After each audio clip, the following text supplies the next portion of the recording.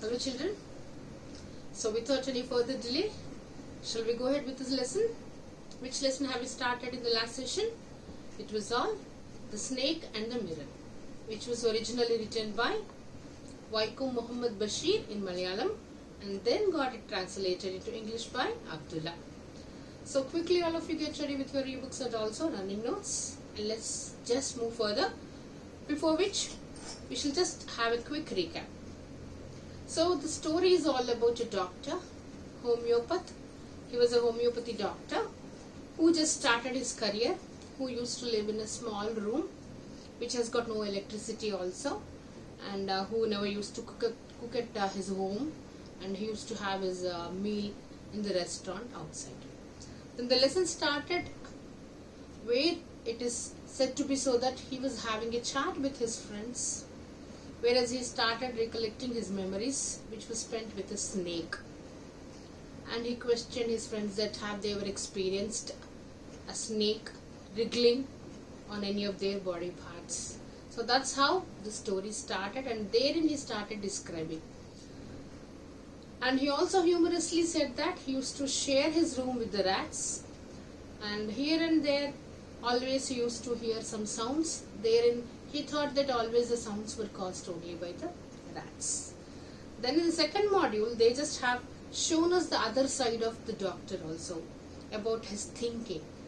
Once he has decided to get married, then he started making his own lists of things he would like to make it. Many wishes.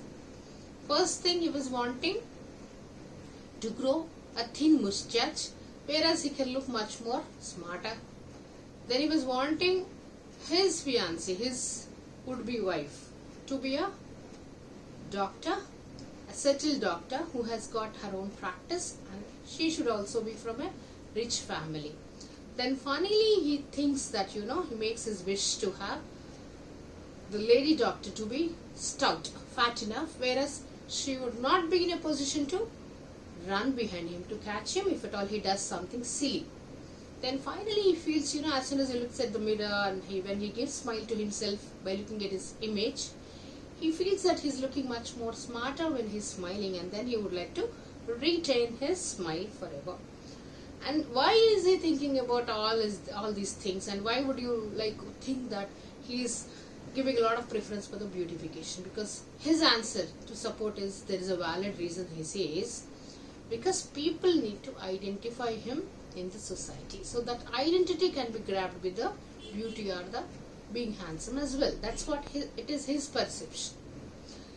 So then he thought, fine, he made all these things done, and then he has come back to the same place where he had started his thinking, sitting in front of the mirror, as he was referring to his own medicine book, right?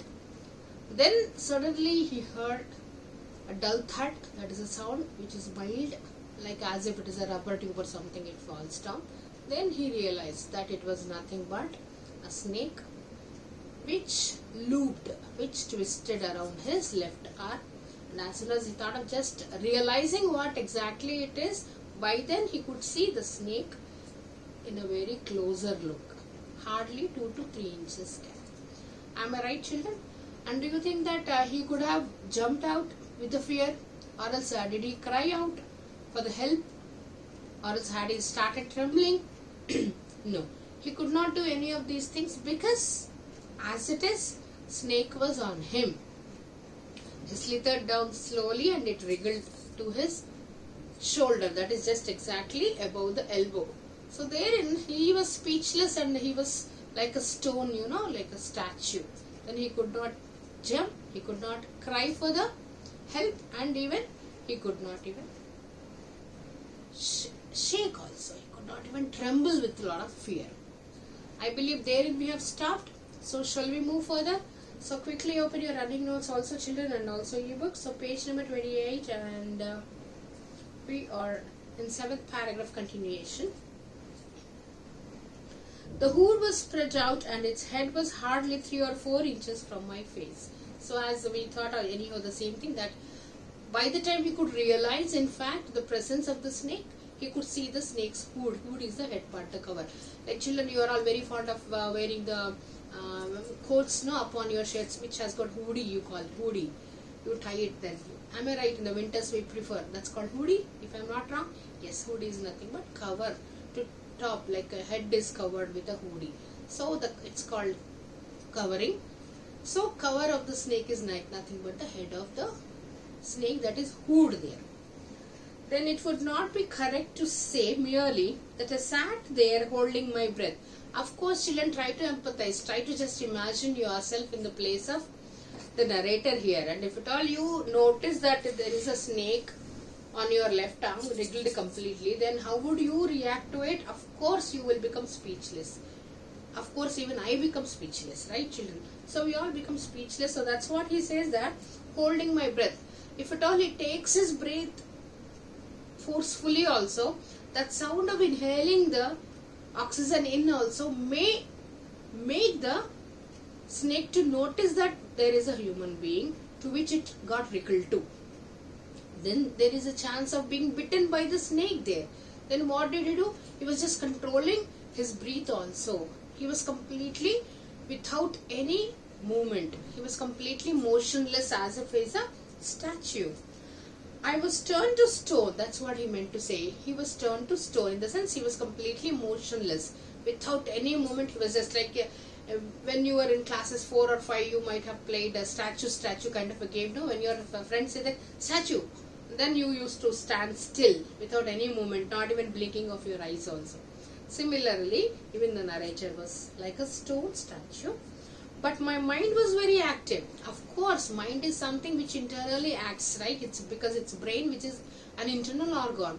So his mind was very active and it started working very actively. The door opened into darkness. As already he tried to just go out, have a walk in the veranda, as we already learned, right, children? So he did not close the door yet. He did not shut the door yet. So the door was still kept open.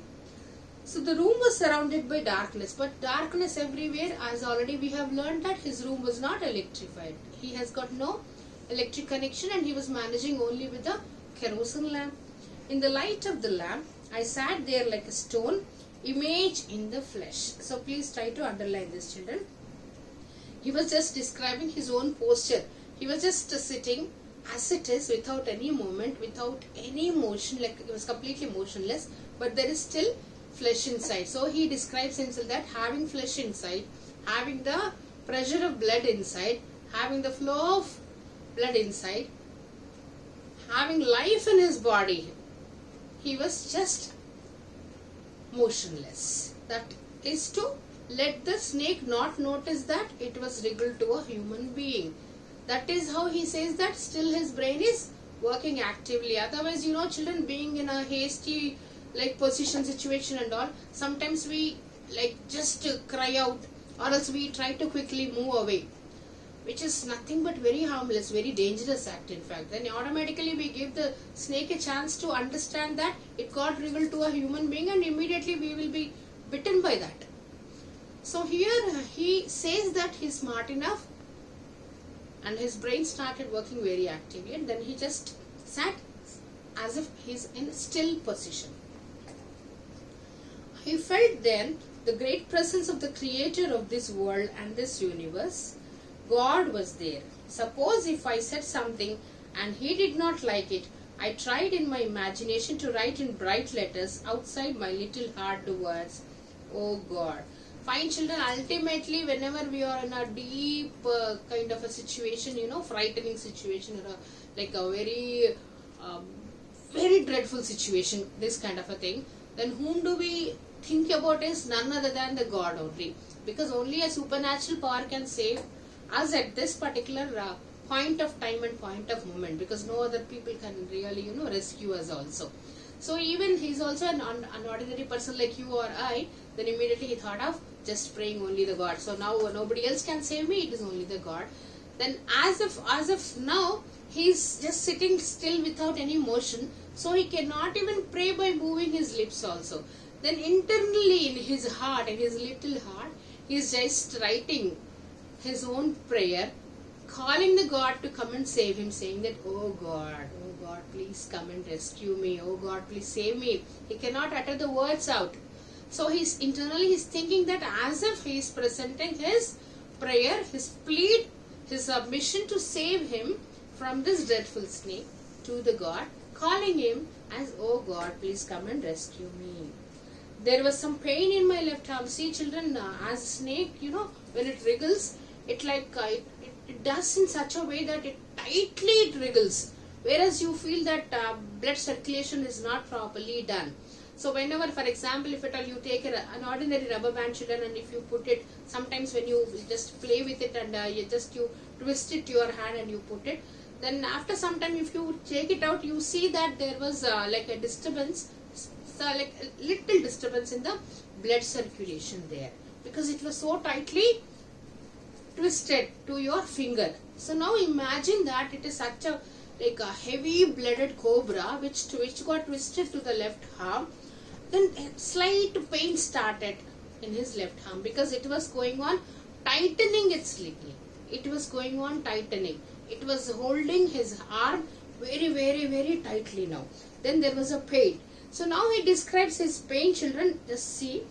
It was as if thick leaden rod. So if at all there is a rod which is made up of lead. Lead is one of the metals, as you all know. So it was maybe like beaten up or tightened with a leaden rod, or else a rod made up of molten fire. Then he feels that no, if it is not a leaden rod, it could be a molten fire. Molten fire is nothing but, children, when any of the metals is heated up beyond its own temperature, then it starts melting. So he feels that maybe the molten fire is on his arm. So he has got pain, he has got a burning sensation. So there are many of the things he was just experiencing very dreadfully. Was slowly but powerfully crushing my arm. Then these two actions, wriggling, like a pain as he was being crushed, and also he was feeling the burning sensation. Then slowly he felt that as if his arm is being completely crushed.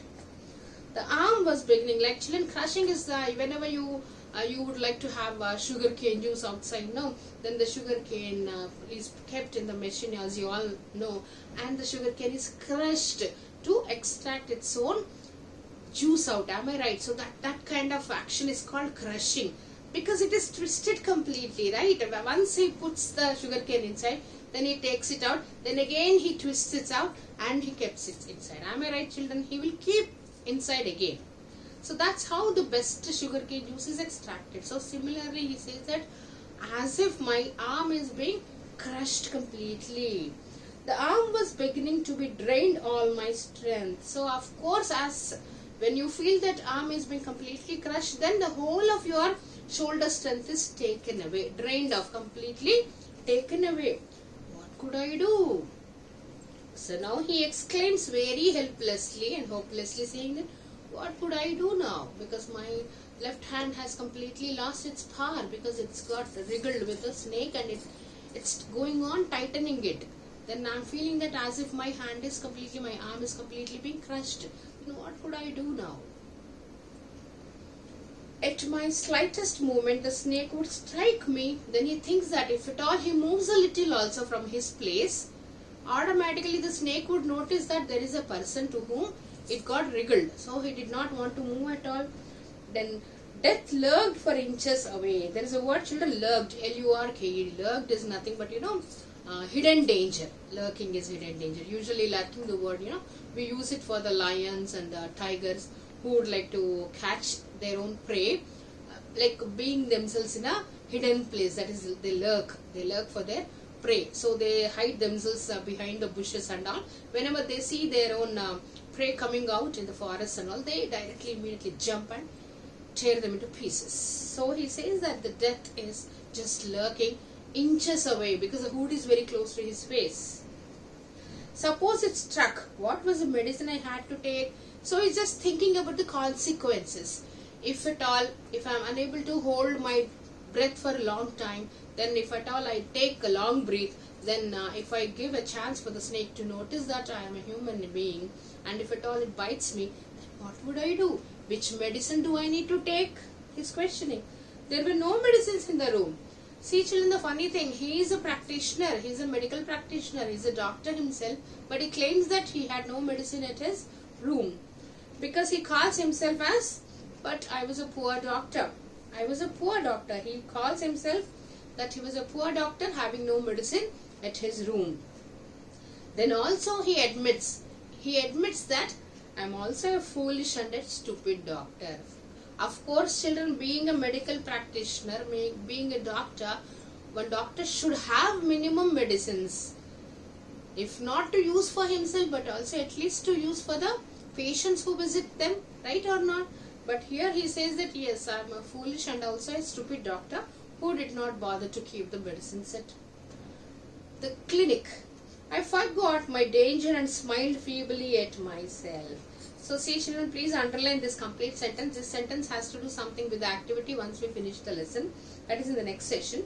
I forgot my danger and smiled feebly at myself. Feebly is nothing but, children, weakly, like hopelessly, having no hope. Then as soon as he called himself a foolish and a stupid doctor.